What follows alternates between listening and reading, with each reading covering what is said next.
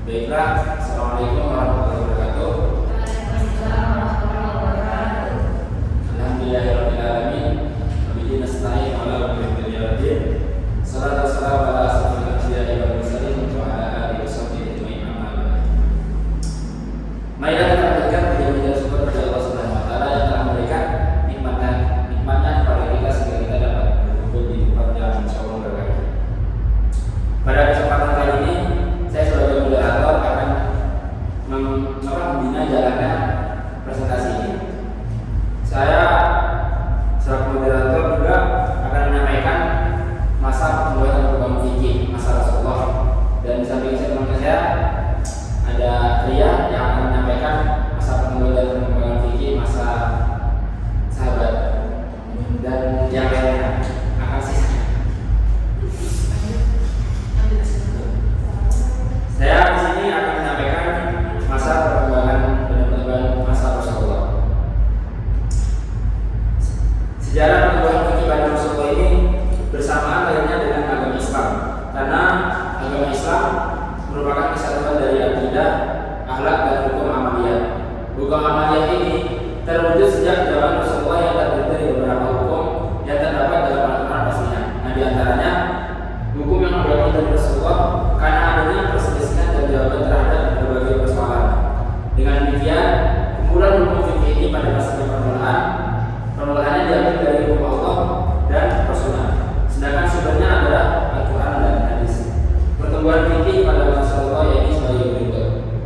Pertumbuhan fikih masa Rasulullah ini dibagi menjadi dua, masa Mekah dan masa Madinah. Nah, periode ini dimulai sejak diangkatnya Nabi Muhammad SAW ini dan menjadi Nabi dan Rasul. Masa pemerintahan di Mekah dan Madinah ini kurang lebih 22 tahun dan 22 tahun beberapa bulan sampai wafatnya. Periode ini akan tapi pengaruhnya itu sangatlah besar terhadap perkembangan ilmu fikih. Nah, masa Rasulullah inilah yang mewariskan sejumlah nas-nas hukum baik dalam Al-Quran maupun Al-Sunnah, dan juga mewariskan prinsip-prinsip hukum Islam baik yang tersirat dalam dalil-dalil beli maupun yang tersirat dari semangat Al-Quran dan Al-Sunnah. Periode Rasulullah ini dibagi dua masa, yaitu masa Mekah dan masa Madinah. Pada masa Mekah ini diarahkan untuk memperbaiki akidah, karena akidah yang benar inilah yang terjadi dalam hidup. Oleh karena itu dapat kita pahami bahwa Rasulullah pada masa itu mulai dakwahnya dengan berubah keyakinan masyarakat yang musyrik menuju masyarakat yang berakidah tauhid. Jadi pada masa Rasulullah di Mekah ini Rasulullah terfokuskan untuk membenahi akidah, membenahi akhlak masyarakat itu yang semulanya itu akhlaknya mereka musyrik jadi berakidah tauhid.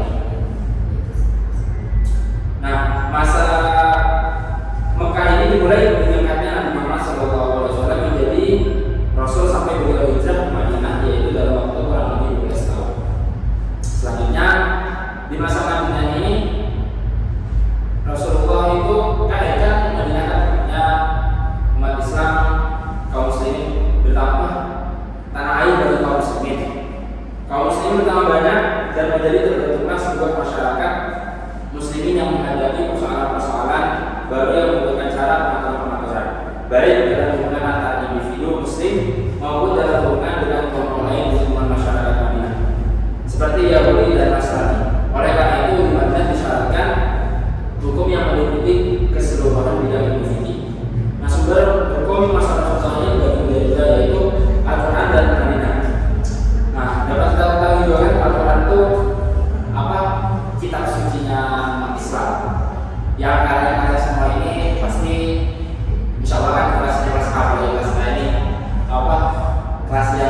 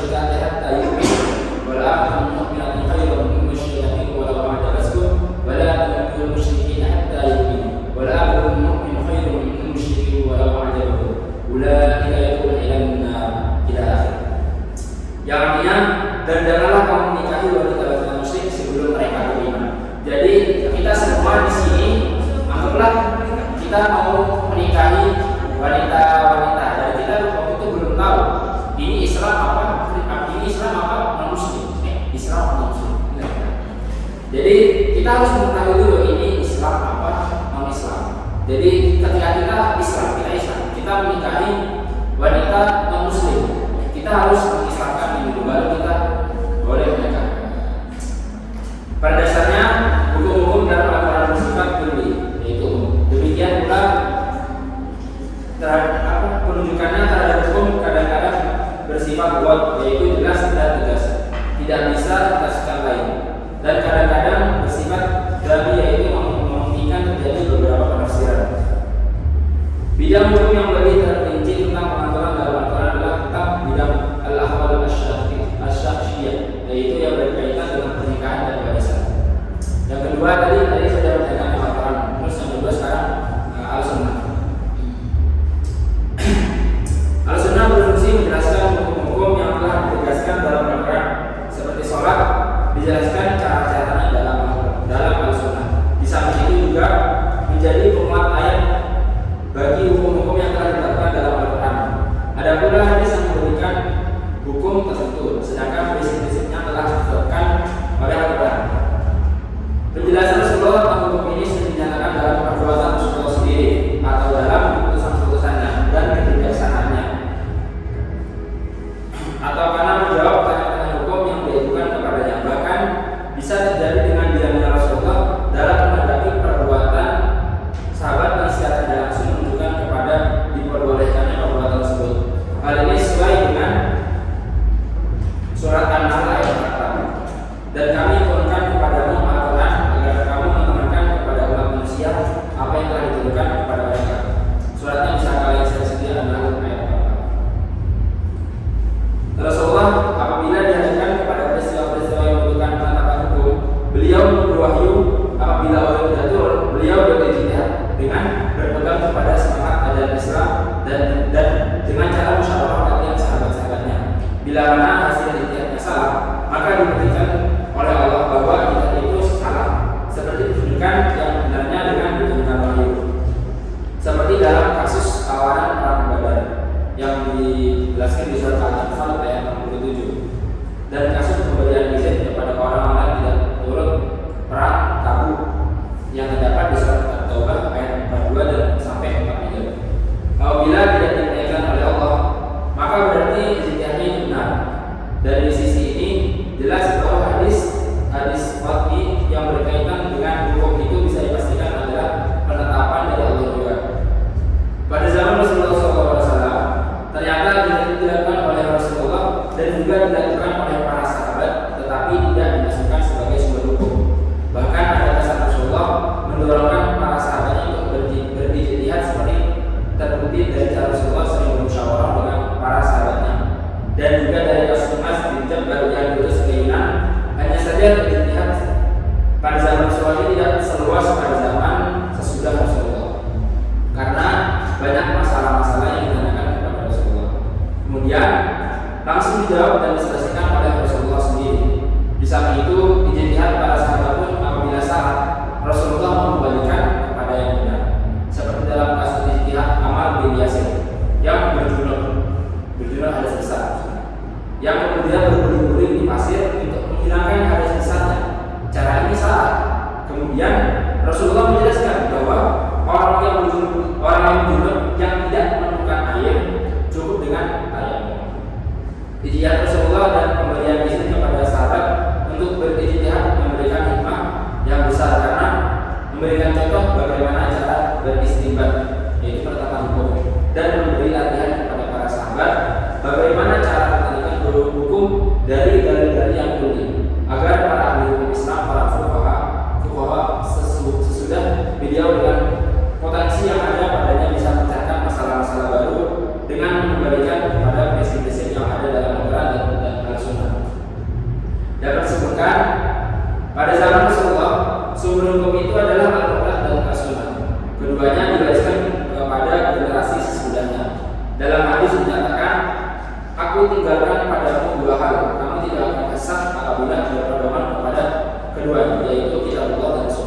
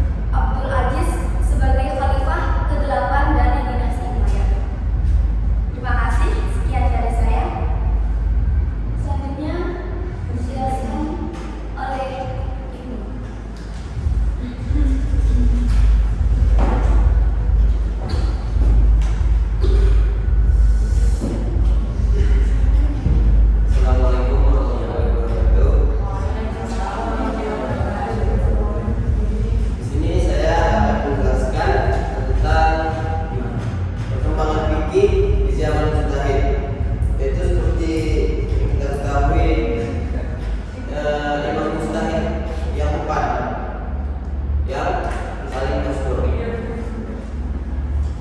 Yang pertama itu ada Abu Hanifah dengan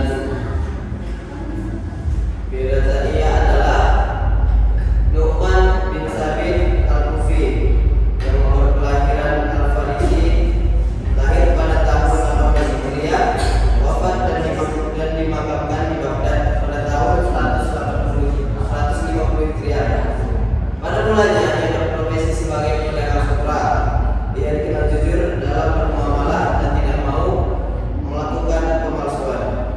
Kemudian Imam Abu Hanifah berani mendalami ilmu dan mendapatkan keberhasilan di bidang ilmu kalam, hadis dan fikih.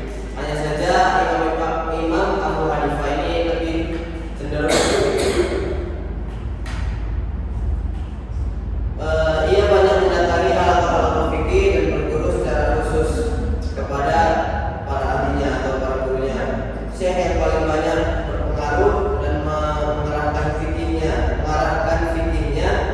adalah Hamid bin Abu Sulaiman, seorang al-faqih dan ahli ruqyah di Irak yang belajar fikih dari seorang faqih ahli ruqyah terkenal Ibrahim bin Yazid bin Qais al-Nakhai. Syekh ini belajar fikih dari Al-Aqah belajar.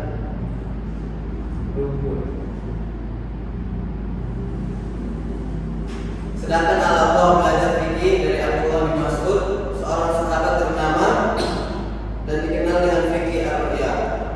Jadi ar-ru'yah ini lebih ke penalaran. Setiap ada masalah tentang fikih, maka Imam Abu Hanifah itu lebih ke ar-ru'yah. Jadi tidak mengherankan jika Abu Hanifah menempuh jalan ahli ra'yu dan cenderung kepadanya. Mereka itu adalah para syekh yang menjadi guru Syafi'i secara langsung atau melalui perantara. Lebih dari itu, Abu Hanifah dengan fitrah yang lebih cenderung kepada pendalaman perkara daripada berpaus sendiri dengan makna-makna lahiriah. Dan Abu Hanifah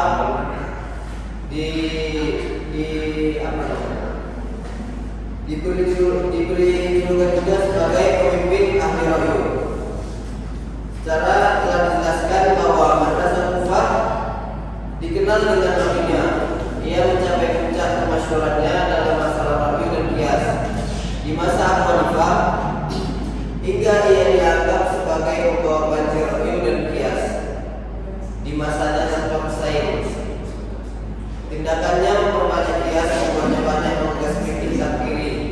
Ia tidak hanya berhenti pada masalah-masalah yang terjadi untuk diistinbatkan kaumnya, tetapi juga menimbulkan alasan-alasan dari nas-nas, mengasumsikan berbagai masalah dan menerapkan qiyas terhadapnya. Yang kedua itu ada Imam Malik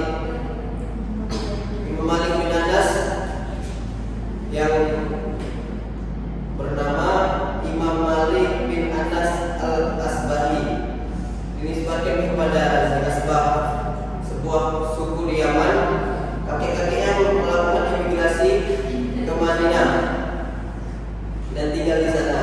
Beliau dilahirkan pada tahun 93 Hijriah dan menetap di Madinah tanpa pernah meninggalkannya kecuali untuk haji. Dan Imam Malik ini wafat pada tahun 179 Hijriah. Nah, Imam Malik ini sempat juga berguru kepada Imam Abu Hanifah. Beliau belajar fikih dan sunnah dari banyak syekh, di antaranya adalah Abdurrahman bin Harmas, Muhammad bin Muslim bin Syihab al-Zuhri. Darinya Imam Malik belajar hadis, fikih dan fatwa sahabat. Dia juga belajar hadis dari Abu Zinad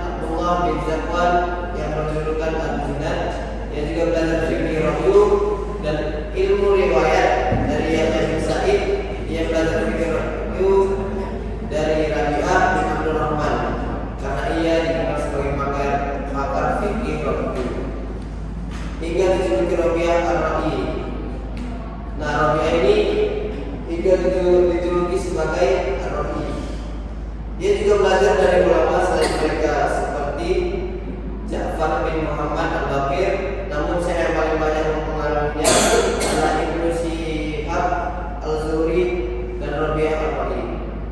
Ketika Imam Malik telah mencapai kematangan dan menguasai seluruh fikih Madinah, ia memberikan fatwa dan mengajarkannya setelah dikukuhkan kompetisinya oleh 70 tokoh fikih ulama. Di antaranya mereka adalah guru Imam Malik. Nah, kemudian usul mazhab Imam Malik. Imam Malik tidak menulis usul dasar-dasar mazhab, kaidah-kaidah istinbat dan metode istihad, meskipun sebagiannya telah dinyatakan secara tegas dan sebagian yang lain hanya diisyaratkan. Di antaranya yang dinyatakan secara tegas dalam kitabnya Al-Muwatta adalah bahwa ia memberikan pengalaman penduduk Madinah sebagai dalil dan mendahulukan hadis khabar ahad. Nah, di sini Imam Malik lebih mendahulukan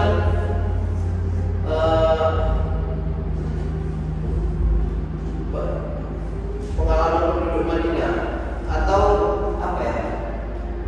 Adat-adat yang ada di Madinah ketimbang Imam Malik mendahulukan hadis khabar ahad. Khabar ahad itu hadis ahad itu yang nasabnya cuma satu jalur yang bertentangan dengannya. Argumentasinya dalam hal ini adalah bahwa amal penduduk Madinah. Nah, di sini perlu digarisbawahi, amal penduduk Madinah diwariskan dari bapak dan kakek mereka. Hal ini berarti sederajat dengan sunnah mutawatirah.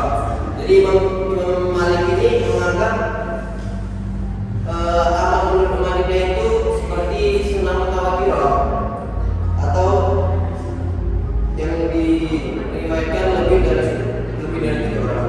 Hal semacam ini harus diutamakan di atas khabar ahad menurut Imam Malik.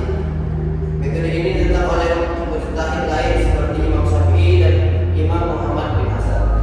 Nah, Imam Syafi'i ini lebih menentang pendapat ini. Itu semua Maliki berdasarkan apa yang ditegaskannya atau disyaratkannya atau yang disebutkan oleh fuqaha mazhab dari masalah-masalah yang diriwayatkan darinya. Kemudian murid-murid Imam Malik. Imam Malik menetap di Madinah dan tidak pernah meninggalkannya, hingga ketika Al-Rasyid memintanya keluar bersamanya ke Baghdad, dia menolak dan lebih mengutamakan tetap tinggal di kampung halaman Nabi daripada di Baghdad atau selainnya. Domisilinya di Madinah, umurnya yang panjang, penuh berkah dan posisinya sebagai pemegang tampuk kepemimpinan fikih di Madinah. Jadi Imam Malik ini memegang atau menjadi acuan dalam fikih di Madinah, memiliki pengaruh besar bagi para delegasi yang diutus menemuinya. Ia datang oleh para pelajar dari berbagai negeri Islam dan dari Mesir, Syam, Irak, Afrika Utara, dan Indonesia. Mereka berdua dengan selalu menyertai mulazamah dan meriwayatkan darinya. Mereka menganggap bahwa mulazamah ini merupakan kunci sukses belajar fikih dari penduduk Madinah. Di samping bisa selalu mendekatkan ke Nabi, karena itu jumlah muridnya banyak sekali. Mereka belajar fikih di tanah air mereka, terutama di Mesir, Afrika Utara, dan Indonesia. Selanjutnya kodifikasi dan periwayatan fikih Imam Malik. Jadi fikih Imam Malik itu kan fikih Imam Malik itu dibukukan dan diriwayatkan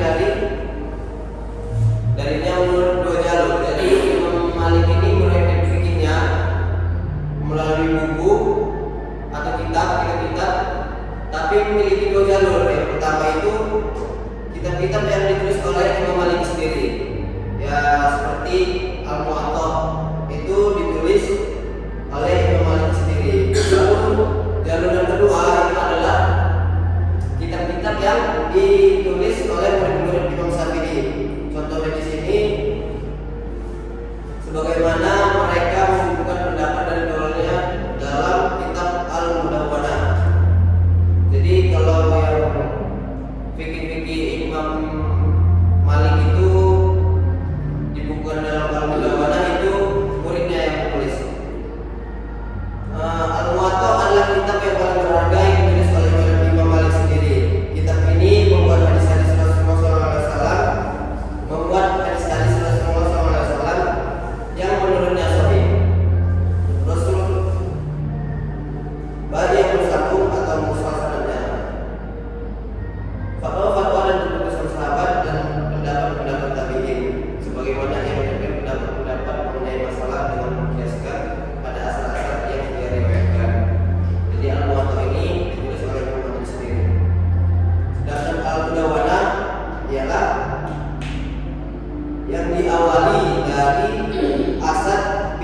Al-Quran yang belajar Al-Muwatta dari Imam Malik. Kemudian dia pergi ke Irak dan bertemu dengan Abu Yusuf dan Muhammad bin Hasan. Jadi Al-Mudawana ini seperti resuman dari Al-Muwatta. Ibaratkan. Jadi Al-Muwatta itu dipelajari oleh muridnya Imam Malik, dan muridnya Imam Malik ini membukukan lagi. Kemudian yang ketiga itu ada Imam Syafi'i. Imam Syafi'i yang bernama lengkap Imam Abu Abdullah Muhammad bin Idris Asy-Syafi'i. Nasabnya bertemu dengan Rasulullah. Jadi nasab Imam Syafi'i ini bertemu dengan Rasulullah di Abdul Manaf. Ia dilahirkan di Gaza pada tahun 150 Hijriah dan wafat di Mesir tahun 204 Hijriah. Beliau tumbuh di Mekah dan belajar kepada Muslim bin Khalid Az-Zanzi, mufti Mekah, hingga diizinkan memberi fatwa saat Imam Syafi'i berumur 15 tahun. Jadi Imam Syafi'i itu baru diizinkan membuat fatwa fikihnya pada umur 15 tahun. Kemudian Imam Syafi'i pergi ke Madinah untuk bertemu Imam Malik, meriwayatkan Al-Muwatta darinya, belajar fikih kepadanya dan menyertainya, bersama dengannya, hingga Imam Malik wafat pada tahun 179 Hijriah. Kemudian Imam Syafi'i pergi ke Yaman. Di sana ia bertemu dengan Umar bin Abu Salmah, pengikut Imam Al-Auza'i, dan belajar darinya fikih syekhnya, sebagaimana ia bertemu dengan Yahya bin Hisan dan belajar darinya fikih membesar. Pada tahun 187 Hijriah, Imam Syafi'i didatangkan ke Baghdad karena dituduh menentang Daulah Abbasiyah. Namun ia terbebas dari tuduhan. Imam Syafi'i ini sempat mendapat masalah tuduhan ke Baghdad, hingga didatangkan ke Baghdad karena menentang Daulah Abbasiyah. Fikih Imam Syafi'i bisa mengkaji dengan mudah mazhab-mazhab yang telah dikenal di zamannya dengan kritis, analitis, dan komparatif. Di masa mudanya ia telah belajar fikih ulama Makkah dari Muslim bin Khalid dan selainnya. Kemudian ia belajar fikih kepada Malik, maksudnya Imam Malik, dan mengambil fikihnya dan fikih ulama Madinah, hingga ia dianggap salah satu murid Imam Malik dan pengikut madrasah Madinah. Ia dikenal dengan sebutan ini hingga kedatangannya yang pertama ke Baghdad. Ia juga mempelajari fikih Abu Hanifah mulai dari Muhammad bin Al-Hasan. Muhammad bin Al-Hasan ini adalah murid Imam Abu Hanifah. Demikianlah ia menghimpun pada dirinya fikih Hijaz dan fikih Irak. Pulang ke Makkah, Imam Malik dia pulang ke Makkah. Ia mengkaji perkembangan sebulan ke Makkah. Ia mengkaji perkembangan terakhir fikih dan mempelajarinya secara teliti dan tekun. Disinilah tampak kepribadian Imam Syafi'i dengan fikih baru yang menggabungkan fikih ulama di Irak dan ulama Hijaz, yang mulai memisahkan diri dengan mendirikan mazhab baru yang khas. Jadi setelah Imam Syafi'i mencari sumber-sumber referensi, berkelana dengan berguru dengan Imam Malik dan sebagainya, barulah ketika dia pulang ke Mekah, baru ia membuat mazhabnya sendiri. Di sini terdapat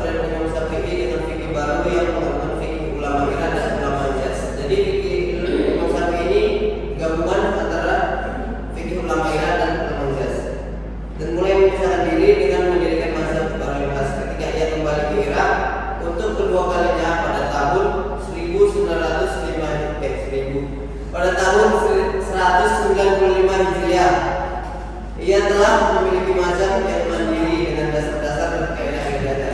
Dan setelah ia kembali ke Irak, ia sudah membawa mazhab barunya. Kemudian ia mengajarkannya di Irak dan melengkapinya selama tinggal di Irak.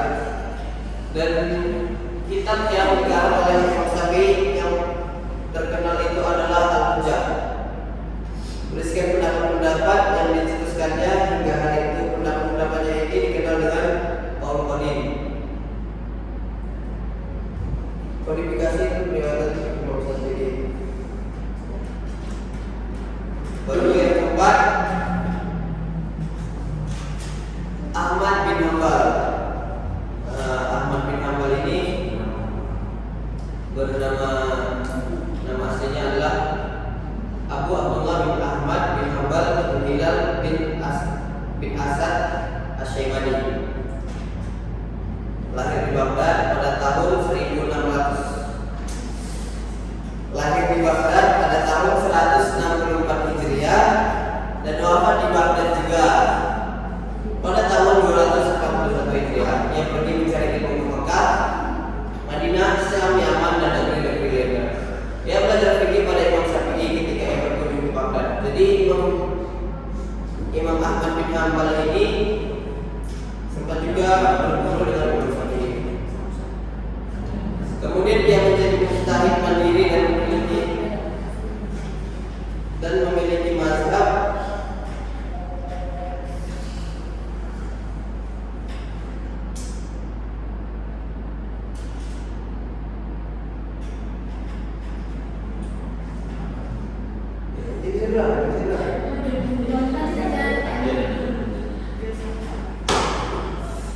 yang keempat adalah Ahmad bin Hanbal. Ia bernama aslinya Abu Abdullah bin Ahmad bin Hanbal bin Hilal bin Asad Asy-Syaibani, lahir di Baghdad pada tahun 164 Hijriah dan wafat di Baghdad juga pada tahun 241 Hijriah. Imam Ahmad bin Hanbal pergi mencari ilmu ke Mekah, Madinah, Syam, Yaman dan berbagai negeri-negeri lainnya. Ia belajar fikih kepada Imam Syafi'i. Jadi Imam Ahmad bin Hanbal ini sempat belajar dengan Imam Syafi'i juga. Ia sangat menguasai as-sunnah, menghafalnya dan memilah mana yang sahih dan mana yang cacat. Ia adalah seorang ulama dan imam sunnah di masanya. Kitab musnadnya yang dikenal dengan Musnad Ahmad bin Hanbal. Jadi Imam Ahmad bin Hanbal ini menuliskan kitab dengan yang berjudul Musnad Ahmad bin Hanbal, mencakup lebih dari 40.000 hadis. Di samping alim dan mumpuni dalam bidang sunnah, ia juga seorang faqih yang mendalam hingga Imam Syafi'i berkata pada saat dia pergi ke Mesir. Ini pesan Imam Syafi'i kepada Ahmad bin Hanbal. Aku keluar dari Baghdad dan tidak meninggalkan seorang laki-laki yang lebih mulia, lebih alim dan lebih faqih daripada Ahmad bin Hanbal. Maksudnya Imam Syafi'i keluar dari Baghdad atau pergi dan tidak meninggalkan seorang laki-laki yang lebih mulia, lebih alim dan lebih faqih daripada Ahmad bin Hanbal. Ia pernah dipaksa oleh Khalifah Al-Ma'mun untuk mengatakan bahwa Al-Quran adalah makhluk, namun dia tidak mau mengatakan yang seperti yang dikehendakinya, sehingga Khalifah menyiksanya dan membunuhnya. Ini adalah kesalahan besar dari Khalifah Al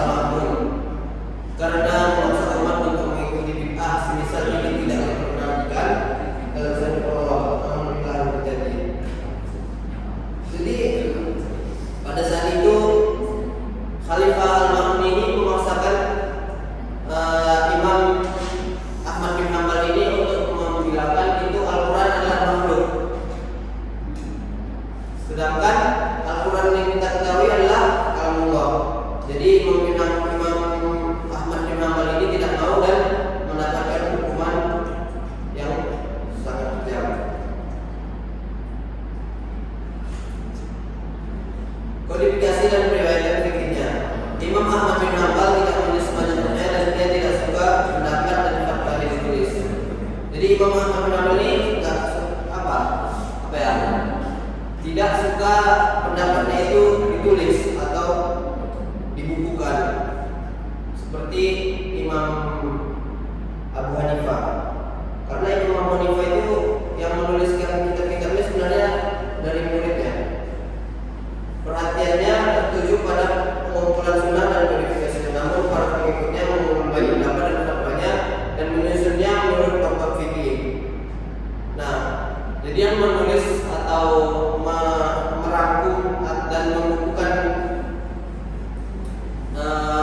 fikih Imam Ahmad bin Hanbal ini adalah pengikut-pengikutnya.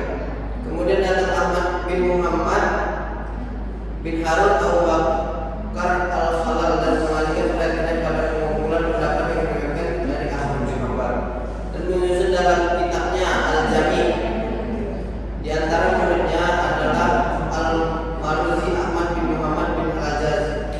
Ini murid Imam Ahmad bin Hanbal. Wafat pada tahun 275 Hijriah. Sesudah itu banyak pengikutnya yang menyusun kitab menjadi macam kembali. Nah, setelah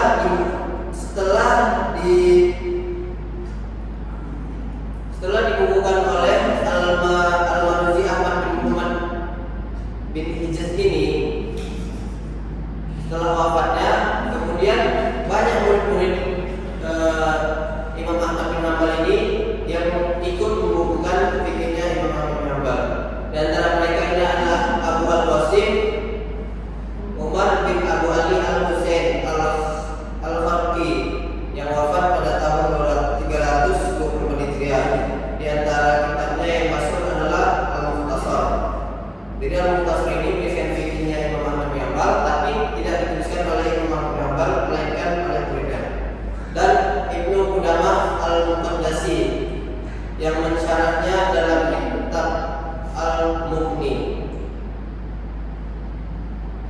Sesudah mereka itu muncul dua imam besar yang berafiliasi kepada mazhab Hambali. Keduanya adalah Ibnu Taimiyah dan Ibnu Al-Qayyim. Keduanya dikenal dengan penisbatannya kepada mazhab Hambali. Nah, inilah perkembangan fikih dari 4 imam mujtahid. Mungkin inilah yang saya sampaikan. Kemudian saya serahkan kepada moderator. Baiklah, itulah perubahan fikih dan perkembangannya masa Imam Mujtahid. Selanjutnya saya serahkan kepada selanjutnya akan disampaikan oleh saudari Salma yang memaparkan materi tentang kemunduran masa fikih. Bismillahirrahmanirrahim. Langsung saja di sini saya akan menunjukkan materi mengenai perkembangan ilmu fikih. Jadi di sini saya akan menyampaikan tentang faktor-faktor yang menyebabkan ilmu fikih mengalami sebuah kemunduran. Nah, jadi dari materi yang akan saya sampaikan ada 4 faktor yang menyebabkan ilmu fikih mengalami sebuah kemunduran. Yang pertama yaitu ada kemunduran di bidang politik. Jadi pada masa itu bidang politik sangat mengalami sebuah kemunduran. Jadi pada masa itu terjadi terpecahnya dunia Islam menjadi beberapa wilayah kecil yang masing-masing keamiran hanya sibuk saling berebut kekuasaan, saling memerintah dan berperang.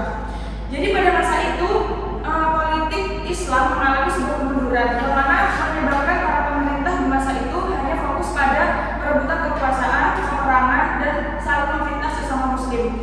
Karena para pemerintah ini hanya terfokus pada kemunduran itu tadi, sehingga menyebabkan adanya kurang dari segi kemajuan keilmuan. Yang kedua adalah dengan dianggapnya pendapat mazhab tanpa pikiran yang kritis serta dianggapnya sebagai sesuatu yang mutlak benar. Jadi faktor yang kedua ini adalah masyarakat pada zaman itu mereka sangat fanatik dengan mazhab yang mereka anut tanpa mereka mau berpikir kritis atau mendalami atau mempertimbangkan pendapat-pendapat dari mazhab lain. Seperti contoh di daerah Turki mereka sangat fanatik dengan hakimnya dan membantu mazhab Hanafi. Dan di masyarakat bagian timur mereka sangat fanatik dengan mazhab Syafi'i dan masyarakat barat mereka sangat fanatik dengan mazhab Imam Maliki. Jadi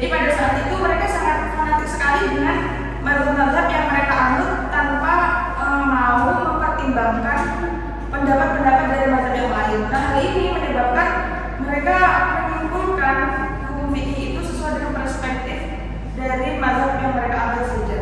Kemudian yang ketiga ada faktor tentang banyaknya kitab-kitab fikih para ulama dengan mudah bisa menemukan jawaban-jawaban terhadap masalah-masalah yang dihadapi.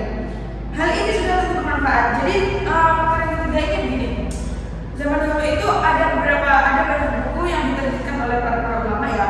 Kemudian di sini menjadi sebuah jalan untuk masyarakat merujuk pada buku tersebut.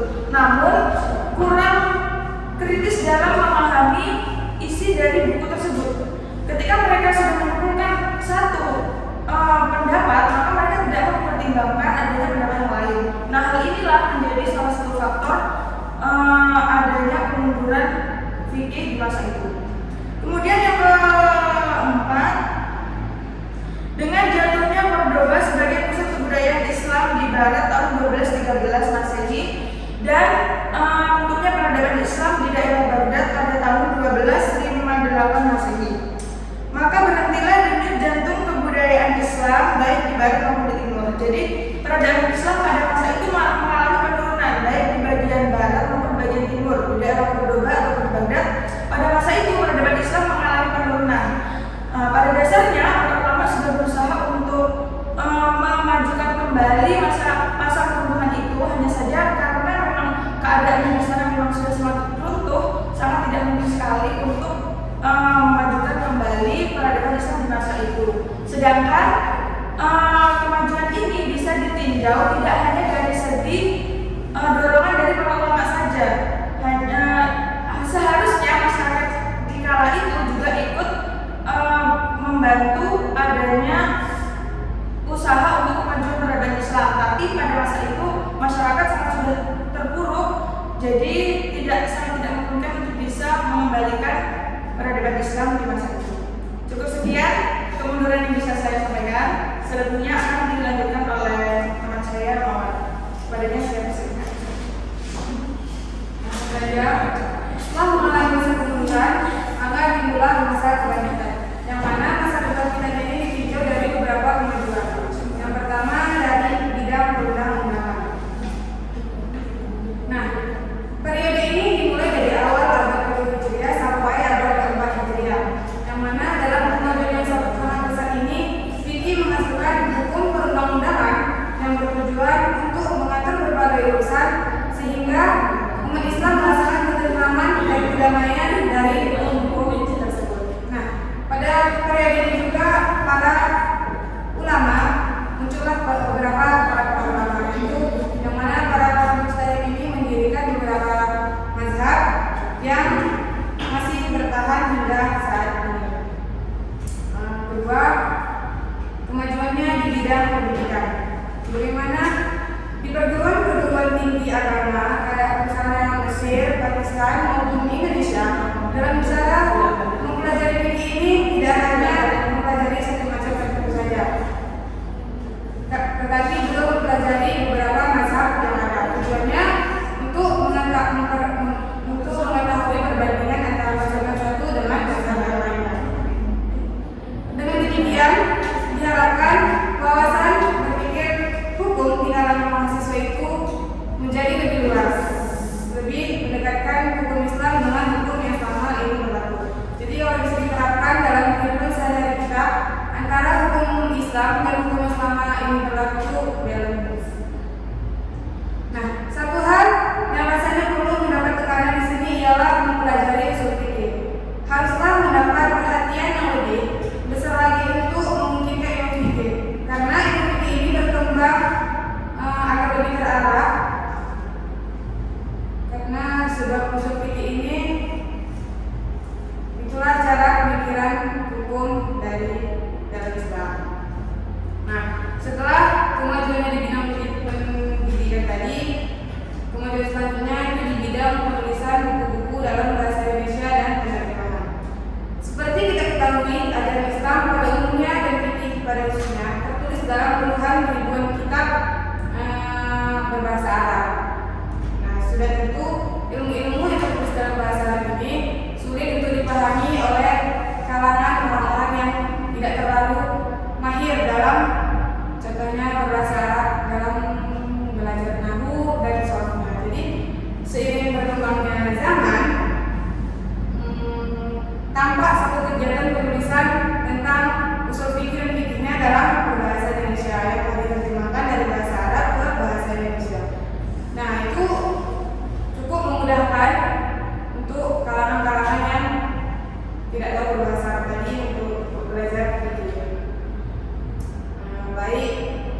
sudah dicetak dan tersebar luas di masyarakat maupun yang masih berupa diktat-diktat yang esensial. Tapi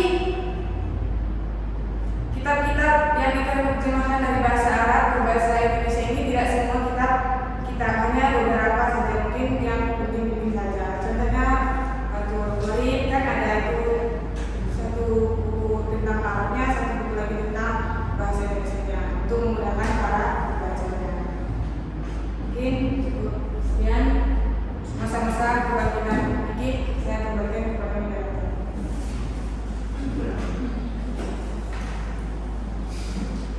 Baiklah, setelah selesai para presentasi kami ini, nah kesimpulannya adalah, nah pada kesimpulannya yang dapat saya simpulkan, pada masa Rasulullah ini kan dibagi menjadi dua, Makkah dan Madinah. Dan Rasulullah ini Nabi Muhammad SAW di masa Makkah lebih identik ke perubahan akhlak, akidah maksudnya, akidah. Jadi apa? Dari akhlaknya kaum musyrik menjadi akhlak yang berakhlak tauhid gitu. Nah terus